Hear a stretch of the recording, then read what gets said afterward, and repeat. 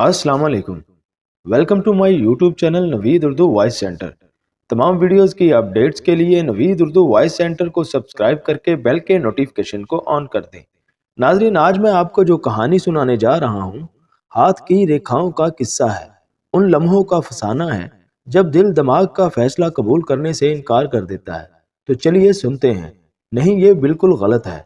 इल्म नजूम के जरिए जिंदगी में पेश आने वाले वाकयात और हादसात को नहीं बदला जा सकता। मशहूर ज्योतिषी रुस्तम जी ने पहले अपने गिलास में विस्की का पैक भरा और फिर सिगार का कश लिया, जो कि बुझ चुका था। फिर आगे कहा, जो होना है वो तो हर हाल में होकर रहेगा, होने को टाला नहीं जा सकता। अगर ऐसा ही है तो फिर लोग अपने मुस्तकबिल के बारे में जानने के लिए क्यों बेताब रहते हैं? डॉक्टर दुर्गा प्रसाद ने सवाल किया। जो होना है वो हो ही जाएगा, ये तो ठीक है। लेडी जहांगीर ने कुछ इस तरह से कहा जैसे वो रुस्तम जी की तरफ से डॉक्टर दुर्गा प्रसाद के सवाल का जवाब दे रही हूँ। लेकिन अगर ये मालूम हो जाए कि जो होना है वो कैसे होना है, तो आदमी को पता चल जाता है कि उसे क्या करना और क्या नहीं करना चाहिए, है कि नहीं? इसका मतलब है कि मुस्तकबिल को बदला जा सकता है। रत्ना आहूजा ने पूछा। नहीं, रुस्तम जी बोल उठे, मुस्तकबिल को नहीं बदला जा सकता। इतना कहकर वो अपना बुझा हुआ सिगार सुलगाने लगे। तो बात घूम फिर कर वहीं आ जाती है कि जिस मुस्तकबिल को बदला नहीं जा सकता, उसके बारे में जानने से क्या फायदा? कल की फिक्र में अब आज को उदास करने की क्या जरूरत है? Let's drink and be happy. Shankar ने गिलास उठाकर होंठों से लगा लिया। वो सब एक कोने वाली मेज के गिर्द बैठे हुए साल की आखिरी रात का जश्न मना रहे थे। आज साल की आखिरी रात थी। पुराने साल की आखिरी रात की रुखसती और नए साल के पहले दिन के इस्तकबाल में क्लब में जबरदस्त जश्न मनाया जा रहा था। इस जश्न के सिलसिले में क्लब को अंदर और बाहर से रंग बिरंगी रोशनियों, रंग बिरंगे फूलों और गुब्बारों से सजाया गया था। अशवानी जब अपने अंकल दुर्गा प्रसाद के साथ क्लब में दाखिल हुआ था, तो इस वक्त हॉल रूम में सिर्फ गिनती के चंद लोग ही मौजूद थे। दुर्गा प्रसाद क्लब के सबसे पुराने मेंबरों में से एक थे, इसलिए उन्होंने आज कुछ देर के लिए क्लब में आने की बात मान ली थी, क्योंकि उन्हें रात 10 बजे तक सो जाने की आदत थी। लेकिन आज साल की आखिरी रात होने की वजह से उन्होंने इस शर्त पर क्लब में आना कबूल किया था कि वो 10 नहीं तो 11 बजे तक वहां से जरूर रुखसत हो जाएंगे और आधी रात तक वहां नहीं ठहरेंगे। यही वजह थी कि जल्दी वापस जाने के चक्कर में वो शिवानी को साथ लेकर कुछ जल्दी ही क्लब में आ गए थे। लेकिन दूसरे लोग चौका आधी रात के बाद जश्न मनाना चाहते थे, इसलिए वो धीरे धीरे और आराम आराम से आ रहे थे। यही वजह थी कि दुर्गा प्रसाद के आने से पहले वहां गिनती के चंद लोग ही दिखाई दे रहे थे। इन्हीं में से एक लेडी जहांगीर भी थी, जो डॉक्टर दुर्गा प्रसाद को देखते ही इसे अपने उधेड़ उम्र और रोबदार साथी के साथ इनके पास जा पहुंची। तारुफ के बाद अशवानी को मालूम हुआ कि लेडी जहांगीर का अधेड़ उम्र साथी बैनुल अक़वामी शोहरत याफ्ता ज्योतिषी रुस्तम जी जरी वाला है, जिसने कई मशहूर किताबें लिखी हैं। वो लोग अपनी बातें ही कर रहे थे कि इस दरमियान रत्ना और शंकर आहूजा भी आ गए। वो सब एक ही मेज पर बैठ गए। रत्ना को देखते ही अशवानी के दिल में एक हुक सी उठी, फिर इसके चेहरे पर उदासी छा गई। लेकिन वो दूसरे ही लम्हे अपनी इस कैफियत पर काबू पाने की कोशिश में इसने खुद को समझाया कि इसे अब भूल जाना चाहिए इन पिछली बातों को। इसे ये भूल जाना चाहिए कि इसने कभी रत्ना से प्यार किया था, जो अब इसके जिगरी दोस्त की बीवी है। किस्मत भी क्या खेल खेलती है। बिल्कुल फिल्मी अंदाज में शादी की एक तकरीब में इसकी मुलाकात रत्ना से हुई थी। पहली नजर में दोनों एक दूसरे की जानब मतवज्जा हो गए थे और फिर बाद की मुलाकातों में प्यार भी करने लगे थे। फिर अचानक इसे 2 साल के एक कॉन्ट्रैक्ट पर दुबई जाना पड़ा। 2 साल बाद जब वो वापस आया तो उसे पता चला कि रत्ना की शादी हो चुकी है, और वो भी इसके जिगरी दोस्त शंकर के साथ। एक बार इसने छुपकर रत्ना से मुलाकात की थी, और इस मुलाकात में दोनों के दरमियान यही तय हुआ था कि पिछली बातों को भुला देने में ही सबकी भलाई है। लेकिन किसी को भुला देना क्या इतना आसान होता है? इस वक्त वो रत्ना के संगे मरमर से तराशे हुए जिस्म को देखकर सोच रहा था कि वो इसके बगैर जिंदा नहीं रह सकता। खतरा, खतरा, कैसा खतरा? अशवानी की इस बात से जब खतरे का लफ्ज टकराया तो वो एकदम से चौंक कर बोला। वो अपने माजी के ख्यालों में इतना खोया हुआ था कि इन लोगों के दरमियान होने वाली बातों को ठीक से सुन नहीं सका था। लेकिन बातचीत का वो लफ्ज खतरा हथौड़े की तरह इसकी समात से टकराया था और वो चौंक पड़ा था। तुम शायद हमारी बात सुन नहीं रहे थे, डॉक्टर दुर्गा प्रसाद ने इसे अजीब सी नजरों से देखते हुए पूछा। ऐसी कौन सी सोच में डूब गए थे? जी कुछ नहीं, वो सवाल को नजरअंदाज करते हुए बोला। लेकिन खतरे वाली क्या बात हो रही थी? रुस्तम जी कह रहे थे कि इल्म ज्योतिष के जरिए अगर आदमी को अपने मुस्तकबिल में पेश आने वाले किसी वाक़ये का इल्म हो जाए तो वो आने वाले खतरे से होशियार रह सकता है। शंकर आहूजा ने इसे बताया। मगर मैं कहता हूँ कि अगर आदमी आने वाले किसी खतरे से होशियार हो सकता है तो वो इस खतरे को टाल भी सकता है। इस तरह होने को नहीं होने दिया जा सकता। इसलिए रुस्तम जी की ये बात गलत साबित हो जाती है कि जो होना है वो जरूर होकर रहता है। नहीं, रुस्तम जी ने अपने सगार की राख को एस्ट्रे में झाड़ते हुए कहा, मेरी बात आप लोग ठीक तौर से समझ नहीं पा रहे। मैं कह रहा हूँ कि होने को होने से नहीं रोका जा सकता, लेकिन इसके नतीजे से जरूर बचा जा सकता है। जैसे यूं समझ लीजिए कि बारिश होनी है तो होनी ही है। बारिश को होने से रोका नहीं जा सकता, लेकिन अगर आदमी को बारिश के होने का पहले से पता हो तो वो छतरी वगैरह का इस्तेमाल करके खुद को भीगने से बचा सकता है। अब आप इसे छोटे से फर्क को समझने की कोशिश कीजिए। भीगना होनी नहीं है, होनी बारिश है जिसको होने से इंसान नहीं रोक सकता। भीगना एक नतीजा है जिससे बचना या ना बचना आदमी के अपने हाथ में है। ये मिसाल तो आपने वाकई बहुत अच्छी दी है। डॉक्टर दुर्गा प्रसाद ने इसकी तायद में सर हिलाते हुए कहा, मिस्टर रुस्तम जी, इन्हें वो प्लेट वाला किस्सा सुनाए ना आप। लेडी जहांगीर ने रुस्तम जी की तरफ देखकर कहा, प्लेट? कौन सी प्लेट का किस्सा? रत्ना ने दिलचस्पी का इजहार किया। एक पुराना किस्सा है जो मैं शंकर आहूजा जैसे बहस करने वाले लोगों को अक्सर सुनाता हूँ। रुस्तम जी जरीवाला ने अपने सगार का एक कश लेते हुए कहा, पुराने जमाने में एक राजा था जो अपने शाही ज्योतिषी से एक बार शंकर साहब की तरह बहस कर रहा था कि अगर होनी को रोका ही नहीं जा सकता तो फिर इल्मे ज्योतिष का क्या फायदा। जवाब में ज्योतिषी ने कहा कि मैं आपके इस सवाल का जवाब आज आधी रात को दूंगा। आप सिर्फ इतना कीजिए कि अपने मुहावजों को दो अलग अलग दस्तों में बांटकर एक दूसरे से काफी दूर पर अलग अलग खैमों में सोने के लिए कह दें। इन खैमों में किसी किस्म की रोशनी का कोई इंतजाम ना हो। राजा ने वैसा ही किया। आधी रात के वक्त जब दोनों खैमों के मुहाफिज गहरी नींद सो रहे थे तो ज्योतिष राजा के साथ एक खैमे के करीब पहुंचा और एक पीतल की प्लेट खैमे के अंदर सोए हुए मुहाफिजों के बीच में फेंक दी। पीतल की प्लेट के गिरने की जोरदार आवाज से सोए हुए मुहाफिज एकदम घबरा कर उठे और किसी दुश्मन का अचानक हमला समझकर अंधेरे में ही तलवारें खींचकर एक दूसरे पर टूट पड़े। इस अफरा तफरी में कई सिपाही बुरी तरह जख्मी भी हो गए। इसके बाद क्या हुआ? रत्ना ने दिलचस्पी से पूछा। इन्हें किस तरह राजा और ज्योतिषी ने समझा बुझाकर ठंडा किया? रुस्तम जी ने एक हल्की सी मुस्कुराहट के साथ आगे कहा, इसके बाद शाही ज्योतिषी राजा को साथ लेकर दूसरे खैमे के करीब गया और वहां भी इसने सोए हुए सिपाहियों के बीच पीतल की वैसी ही प्लेट फेंकी, लेकिन प्लेट गिरने की आवाज से वो सिपाही चौंके जरूर मगर कोई हंगामा नहीं हुआ, बल्कि सब के सब करवट बदलकर फिर से सो गए। ऐसा क्यों? शंकर ने पूछा। यही सवाल ज्योतिषी से राजा ने भी किया था, रुस्तम जी ने कहा, और ज्योतिषी ने जवाब दिया था कि महाराज पहले खैमे वालों को कुछ मालूम नहीं था, इसलिए प्लेट गिरने की आवाज सुनकर उन्होंने सोचा कि न जाने क्या मुसीबत आ गई और वो घबराहट में तलवारें खींचकर अंधेरे में इधर उधर भागे और अपने ही साथियों को दुश्मन समझकर एक दूसरे पर हमला कर बैठे। जबकि दूसरे खैमे के सिपाहियों को मैंने पहले ही बता दिया था कि आज आधी रात को तुम लोगों के दरमियान एक पीतल की प्लेट आकर गिरेगी। ये बात चौंके उन्हें पहले से मालूम थी, इसलिए प्लेट गिरने की आवाज सुनकर वो लोग जरा भी नहीं घबराए, बल्कि करवट बदलकर आराम से सो गए। और यही है आपकी बात का जवाब, रुस्तम जी ने कहा और फिर इत्मीनान से अपना गिलास खाली करके सिगार का कश लिया जो फिर से बुझ गया था। Thank you Rustam ji, doctor Durga Prasad ने इनसे हाथ मिलाते हुए कहा। बड़े सही ढंग से आपने अपनी बात को साबित किया है। इसी तरह वो लोग बातें करते और खाते पीते रहे। थोड़ी देर बाद अचानक डॉक्टर दुर्गा प्रसाद ने अपना गिलास खाली करके चिकन का टुकड़ा उठाते हुए कहा, ओह 10:30 बज गए हैं, अब मैं तो घर चलता हूँ। आज की रात भी घर जाने की जल्दी है डॉक्टर साहेब, रुस्तम जी ने अपना खाली गिलास मेज पर रखते हुए कहा। जी हाँ, डॉक्टर दुर्गा प्रसाद बोले, मैं तो आमतौर पर 10 बजे तक सो जाने का आदी हूँ। आज न्यू ईयर की वजह से 1 घंटा लेट हो गया हूँ, लेकिन अब इससे ज्यादा लेट नहीं हो सकता। आज की रात आप घर ना जाएं तो ज्यादा अच्छा है।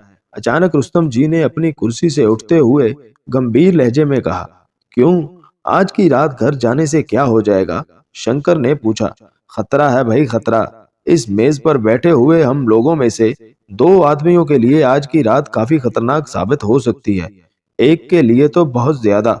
रुस्तम जी जरीवाला ने वहीं खड़े खड़े बेहद ठंडे लहजे में कहा, इसलिए आप लोगों में से अगर कोई भी आज की रात अपने घर ना जाए तो ज्यादा बेहतर है। अच्छा, अब मुझे इजाजत दीजिए, मेरे कुछ और दोस्त भी आ गए हैं, जरा उनसे मिल लूं। इतना कहकर रुस्तम जी ने बुझे हुए सिगार को मुंह में दबाया और दूसरी तरफ बढ़ गए। हाल रूम में अब जश्न मनाने वालों की काफी भीड़ जम चुकी थी। इतनी जल्दी घर जाकर क्या करेंगे डॉक्टर साहेब? इस रंगीन माहौल का थोड़ा मजा तो लीजिए। साल में एक ही बार तो आती है ये हसीन रात, लेडी जहांगीर ने कहा और फिर जल्दी से रुस्तम जी जरीवाला के पीछे लपक गई, जो अब एक दूसरे ग्रुप में शामिल हो चुके थे।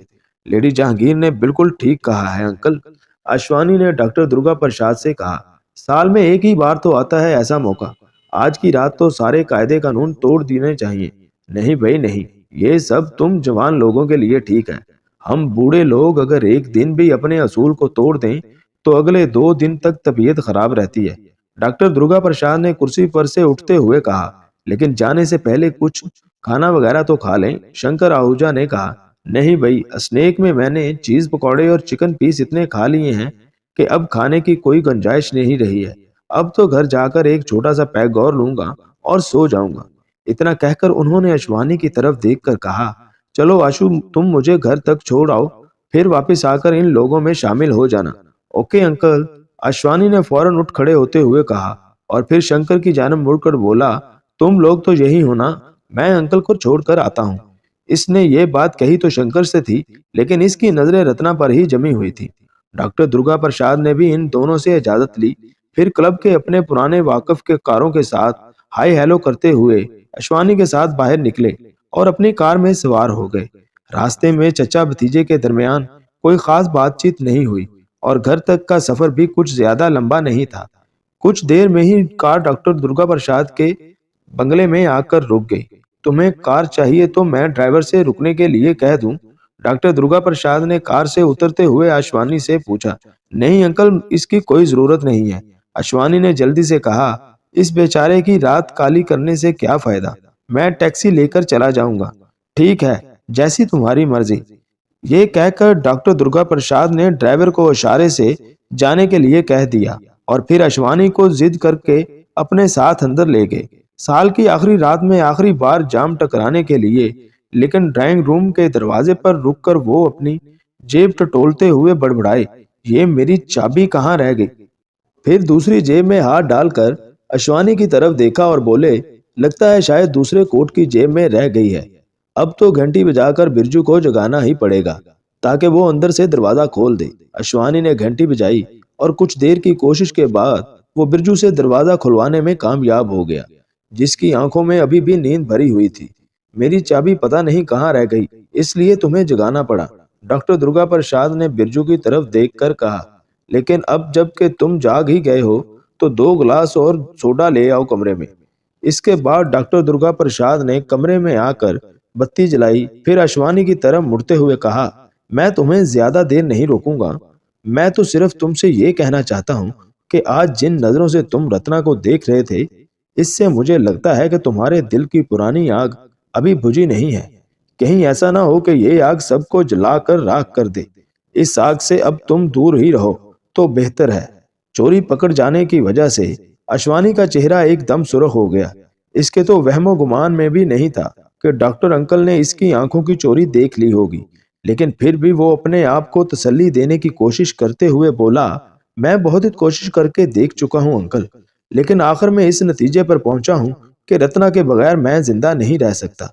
लेकिन तुम्हें ये बात नहीं भूलना चाहिए कि अब वो शादीशुदा है और तुम्हारे दोस्त शंकर के साथ अपना घर बसा चुकी है। डॉक्टर दुर्गा प्रसाद ने धीमे लहजे में इसे समझाया। अब इन दोनों की पुरसकून जिंदगी में तूफान उठाना कोई अच्छी बात नहीं होगी, मगर जंग और मोहब्बत में सब जायज है अंकल, अश्वानी बोला। मैं इससे कहूंगा कि वो तलाक लेकर दिमाग खराब हो गया है तुम्हारा। डॉक्टर दुर्गा प्रसाद ने बीच में ही इसकी बात काट दी और ऊंची आवाज में बोले, शायद तुम्हें मालूम नहीं कि वो पागल है, और इस पागलपन में ना जाने क्या कर बैठे। ये क्या कह रहे हैं आप? अश्वानी ने हैरत से इनकी तरफ देखा।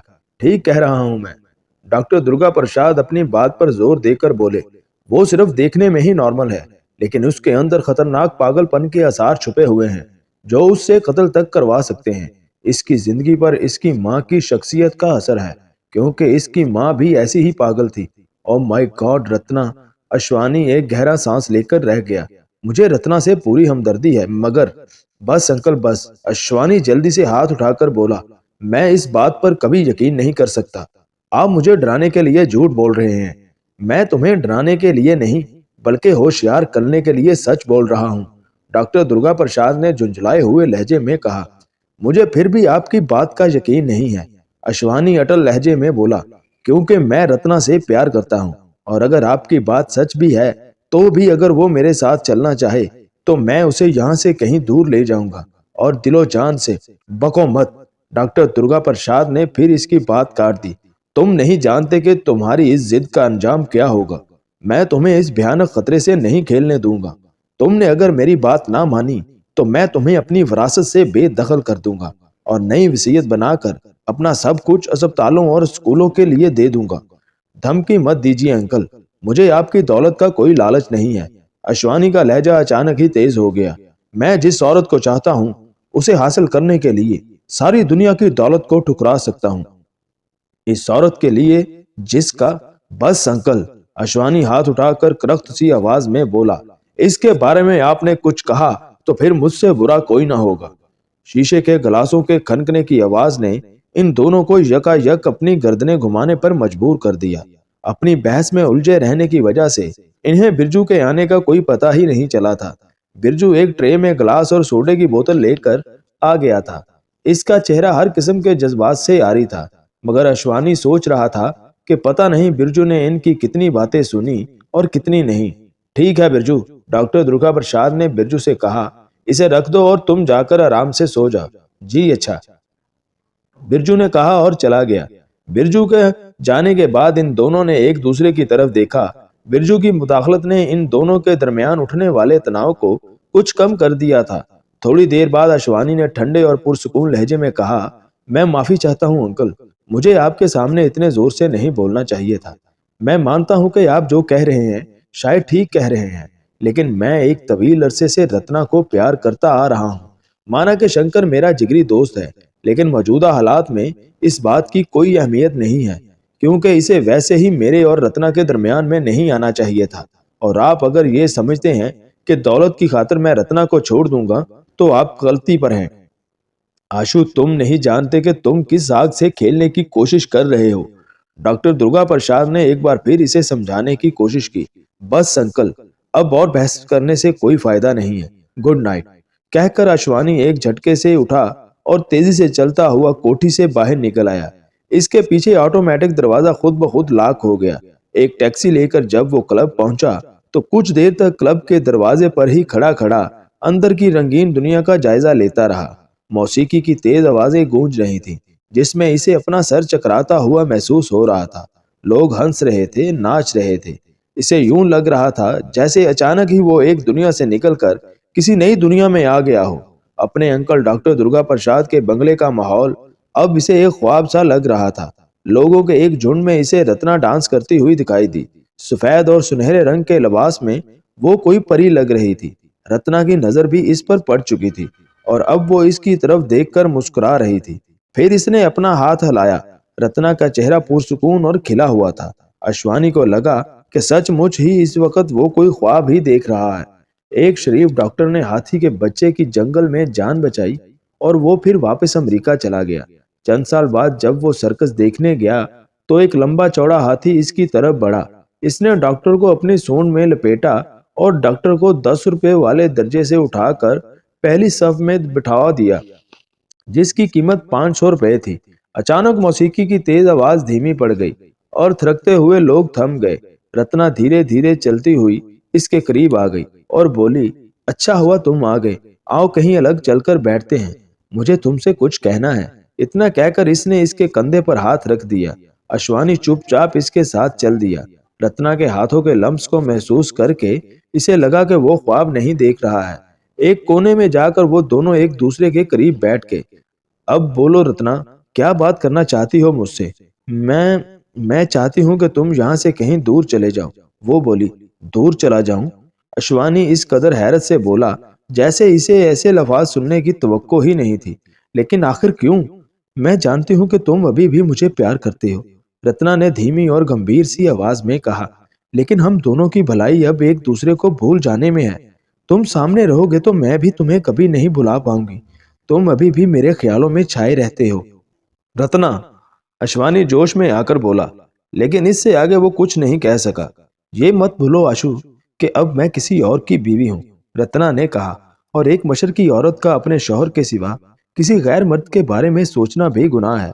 तुम जानती हो ना कि मैं अब भी तुम्हें प्यार करता हूँ और तुम भी मुझे चाहती हो। फिर तुमने मेरा इंतजार क्यों नहीं किया? क्यों शंकर से शादी कर ली? इन सब बातों को कुरेदने से अब क्या फायदा? रत्ना ने उदास लहजे में कहा।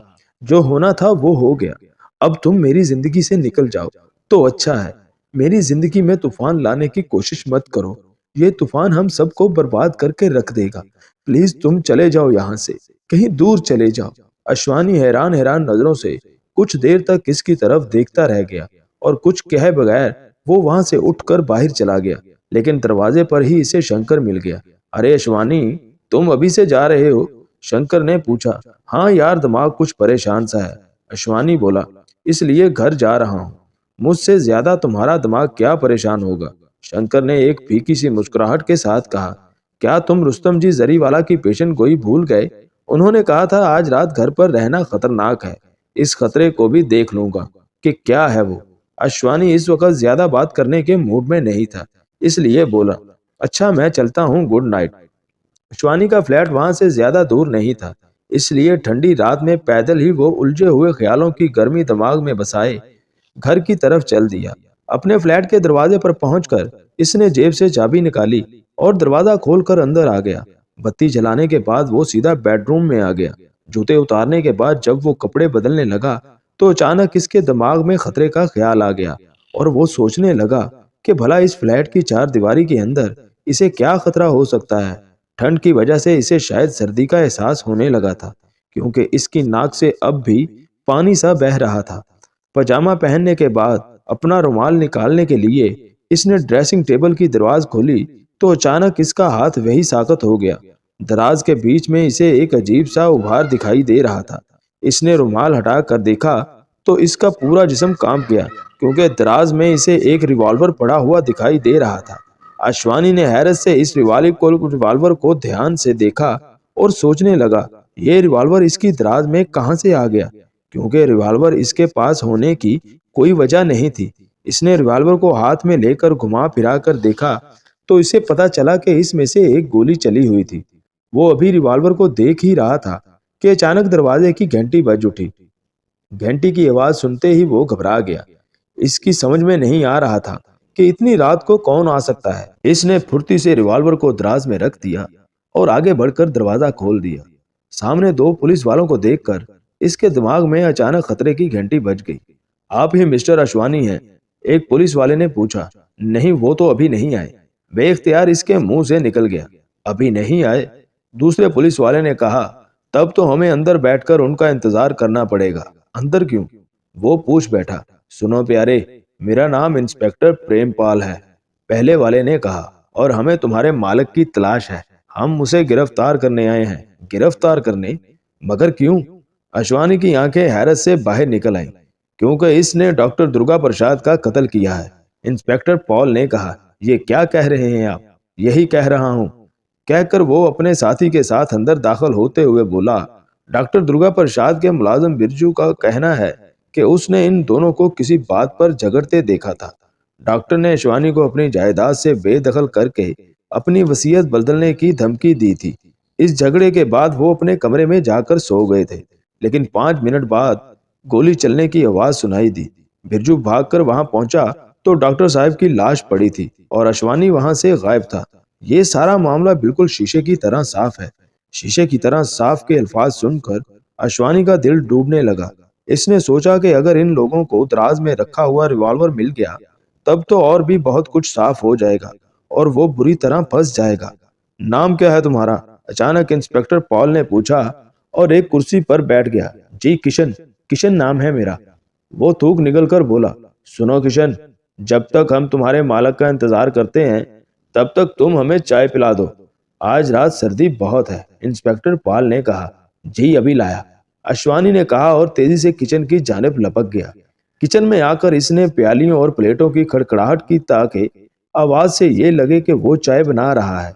फिर बड़ी एहतियात से दरवाजे से झांक कर देखा। इंस्पेक्टर पॉल अपने साथी के साथ इसके बेडरूम की जानिब बढ़ रहा था। ये देखकर वो दबे पांव किचन से बाहर निकला और बराबर वाला दरवाजा खोलकर पिछली बालकोनी में निकल गया। इसका फ्लैट दूसरी मंजिल पर था। वो जल्दी से बालकोनी की रेलिंग पर चढ़ा और पाइप के सहारे नीचे उतरने लगा। सर्द रात और बर्फ से ठंडे पाइप की वजह से इसे अपने हाथों का खून जमता हुआ महसूस हो रहा था। इसे लग रहा था कि अभी इसके हाथों की गिरफ्त ढीली पड़ जाएगी और वो धड़ाम से नीचे आ गिरेगा, लेकिन ऐसा कुछ नहीं हुआ और वो किसी तरह नीचे उतरने में कामयाब हो गया। पहले तो इसने अपनी दोनों हथेलियों को रगड़ा और फिर बड़ी तेजी से गली से बाहर की तरफ भागा, लेकिन नुक्कड़ पर दाएं जानब मुड़ते ही वो किसी से टकरा गया और इसकी जान निकल गई। इसने घबरा कर देखा तो इसके सामने शंकर खड़ा था। शंकर को देखकर इसकी जान में जान आ गई और इसे लगा कि जैसे भगवान ने इस वक्त शंकर को इसकी मदद के लिए ही भेजा है। जल्दी चलो मेरे साथ, यहाँ खड़े रहे तो पकड़े जाओगे। ये कहकर शंकर ने इसका बाजू थामा और इसकी गलियों से गुजरकर इसे एक दूसरी सड़क पर ले आया, जहाँ एक खाली टैक्सी मिल गई। शंकर ने ड्राइवर को अपने घर का पता दिया और फिर पिछली सीट पर आराम से टेक लगाकर धीमी सी आवाज में बोला, मौजूदा हालात में वही सबसे महफूज जगह है। वहां बैठकर हम तय करेंगे कि आगे क्या किया जाए। मैं तो तुम्हें होशियार करने आ रहा था, मगर मुझसे पहले ही पुलिस तुम तक पहुंच चुकी थी। मुझे नहीं मालूम कि तुम्हें ये बात कैसे मालूम हुई शंकर, लेकिन कहीं तुम मुझे तो नहीं यार। शंकर ने इस धीमे लहजे में इसकी बात काट दी। तुम्हारे बारे में ऐसा तो मैं कभी सोच भी नहीं सकता। एक मुद्दत से मैं जानता हूँ तुम्हें, लेकिन मामला बड़ा संगीन है। पुलिस तुम्हारे बारे में पूछगिछ करने के लिए क्लब में आई थी कि तुम कब आए और कब गए वगैरह वगैरह। समझ में नहीं आ रहा यार कि तुम्हारे इस बूढ़े अंकल को किसने टपका दिया। मेरी तो खुद समझ में नहीं आ रहा है, अश्वानी धीरे से बोला। लेकिन जिसने भी ये काम किया है उसने मुझे फंसाने के लिए रिवॉल्वर मेरी मेज की दराज में रख दिया है। मुझे तो लगता है कि कातिल शुरू से ही मेरी एक एक मिनट की हरकत पर नजर रखे हुए था। रुस्तम जी जरीवाला ने आज की रात घर ना जाने वाली बात शायद डॉक्टर साहब के लिए ही कही थी। उनकी आगाहियों का डंका दुनिया भर में यूं ही नहीं बज रहा, मगर डॉक्टर साहब ने इनकी बात नहीं मानी। वो घर गए और मारे गए। शंकर बोला, वो आगाही तो मुझ पर भी लागू होती थी। अश्वानी ने कहा, क्योंकि मैं भी अपने घर गया और मुसीबत में फंस गया। अब पुलिस कत्ल के जुर्म में मेरे पीछे पड़ी हुई है। अब तो उनके हाथ में वो रिवॉल्वर भी आ गया होगा जिससे कत्ल किया गया है। भगवान का शुक्र है कि वो आगाही मेरे लिए नहीं थी, शंकर बोला। रुस्तम जी ने दो आदमियों के लिए खतरे की बात की थी। लो घर आ गया, शंकर ने कहा और फिर टैक्सी ड्राइवर को किराया देकर रुखसत कर देने के बाद अश्वानी को पहली मंजिल पर वाकया अपने फ्लैट में ले आया। तुम फिलहाल यहाँ पूरी तरह महफूज हो। अपने कमरे की बत्ती जलाने के बाद शंकर ने इससे कहा, अब हम दोनों को मिलकर यह सोचना होगा कि आगे क्या करना चाहिए। लगता है गलती हो गई है मुझसे, अश्वानी ने एक कुर्सी पर बैठते हुए कहा। मुझे डर कर और घबरा कर भागना नहीं चाहिए था, बल्कि हालात का हिम्मत से मुकाबला करना चाहिए था। इस तरह भागकर तो मैंने इस साजिशी कातिल की मदद की है, जिसने मुझे मुजरम साबित करने के लिए वो रिवॉल्वर मेरी दराज में रखा। लेकिन ना जाने किसने ये जाल बिछाया है। क्या बात है, तुम आखिर इस तरह क्यों हंस रहे हो? बोलते बोलते वो हैरत से शंकर की तरफ देखने लगा, जो यकायक ही इस तरह कह के लगा कर हंसने लगा था जैसे पागल हो गया हो। थोड़ी देर तक हंसते रहने के बाद वो बोला, मैं हंस इसलिए रहा हूं कि अब तुम पूरी तरह से मेरे बिछाए हुए जाल में फंस चुके हो। अब तुम बच नहीं सकते अश्वानी के बच्चे। कहते हुए इसने फोन के नजदीक पहुंचकर जल्दी से रिसीवर उठा लिया। ये तुम क्या कह रहे हो? अश्वानी ने चौंक कर पूछा। और ये फोन किसे कर रहे हो? पुलिस को, ताकि उन्हें बता सकूं कि डॉक्टर दुर्गा प्रसाद का कातिल इस वक्त मेरे जाल में फंसा हुआ है। वो आकर इसे ले जाए। नहीं प्यारे, कोई गलत हरकत करने की कोशिश मत करना। शंकर ने अपनी जेब से एक रिवॉल्वर निकालकर इसकी तरफ तानते हुए कहा, ये इसी तरह का एक और रिवॉल्वर है जो मैंने तुम्हारे दराज में रख दिया था। हाँ, इस रिवॉल्वर से मैंने तुम्हारे बूढ़े अंकल को कत्ल किया था, जो मुझे पागल समझने लगा था और रत्ना को मेरा इलाज करवाने का मशवरा दे रहा था। इस रत्ना को जिसने शादी तो मुझसे की, लेकिन प्यार की माला तुम्हारे नाम की जपती है। तुम दोनों ने मिलकर मुझे पागल बना रखा है। अश्वानी इस पर झपट कर इससे रिवॉल्वर छीन लेना चाहता था, लेकिन शंकर इसकी तरफ से गाफिल नहीं था। खबरदार, अगर कोई हरकत की तो मैं गोली चला दूंगा। शंकर ने गजबनाक लहजे में इसे धमकी दी और फिर आगे बोला, और फिर तुम्हें मारने का जुर्म भी मुझ पर आयद नहीं होगा, क्योंकि तुम पहले ही पुलिस को मतलूब एक कातिल हो। तुम लोगों ने मेरी जिंदगी जहन्नम बना रखी है। तुम्हारा चचा मुझे रत्ना की नजरों में पागल साबित करके मेरा इलाज करवाना चाहता था, और रत्ना तुमसे अब भी प्यार करती है। आखिर मैंने तुम लोगों से ही छुटकारा पाने का फैसला कर लिया। मैंने तुम्हारे डॉक्टर चचा की जेब से दरवाजे की चाबी निकाल ली थी, साथ ही तुम्हारे फ्लैट की भी। और फिर जब तुम दोनों क्लब से निकले तो मैं भी तुम्हारे पीछे लग गया। जब तुम डॉक्टर के घर से बाहर निकले तो मैं बाहर ही खड़ा था। तुम्हारे निकलते ही मैं अंदर घुस गया और डॉक्टर को गोली मारकर फौरन बाहर आ गया। फिर मैं तुम्हारे फ्लैट पर पहुंचा और इस रिवॉल्वर को तुम्हारी दराज में रख दिया। जब तुम क्लब जा रहे थे तो इस वक्त मैं तुम्हें दरवाजे पर ही मिल गया था, और वहीं तुम्हारी चाबी मैंने तुम्हारी जेब में डाल दी थी। क्यों कैसी रही मेरी। और अब मैं तुम्हें भी। इसकी बात सुनता हुआ अश्वानी इसकी पुश्त की तरफ देख रहा था। जैसे ही शंकर ने अपने रिवॉल्वर का निशाना इस पर बांधा तो अश्वानी जल्दी से बोल पड़ा, ठहरो, गोली चलाने से पहले एक नजर अपने पीछे देख लो। बको मत, शंकर गुराया, मैं तुम्हारी इन बच्चों जैसी चालों में आने वाला नहीं हूं। तब ही एक गोली चली और शंकर कोई आवाज निकाले बगैर कटे हुए दरख्त की तरह फर्श पर गिर पड़ा। गोली इसके बाएं कंधे में सुराख करती हुई दिल में घुस गई थी। अश्वानी को अपने अंकल की बात याद आ गई, जिसे वो समझा नहीं था। इनका इशारा रत्ना की तरफ नहीं, बल्कि शंकर के पागलपन की तरफ था। उसने एक नजर इसकी लाश पर डाली और फिर दरवाजे की जानब देखने लगा, जहां रत्ना के साथ इंस्पेक्टर प्रेम पाल खड़ा था। अच्छा हुआ मैं यहाँ वक्त पर पहुंच गया, इंस्पेक्टर ने कहा। फिर अपना पिस्तौल अपनी जेब में डालकर आगे बोला, वरना इसकी जगह यहाँ तुम्हारी लाश पड़ी होती। तो जी नाज़रीन, कैसी लगी आपको आज की ये कहानी। उम्मीद है कि आप सबको पसंद आई होगी। और अगर अभी तक आपने हमारा चैनल सब्सक्राइब नहीं किया तो प्लीज हमारे चैनल को सब्सक्राइब करके बेल के नोटिफिकेशन को ऑन कर दें।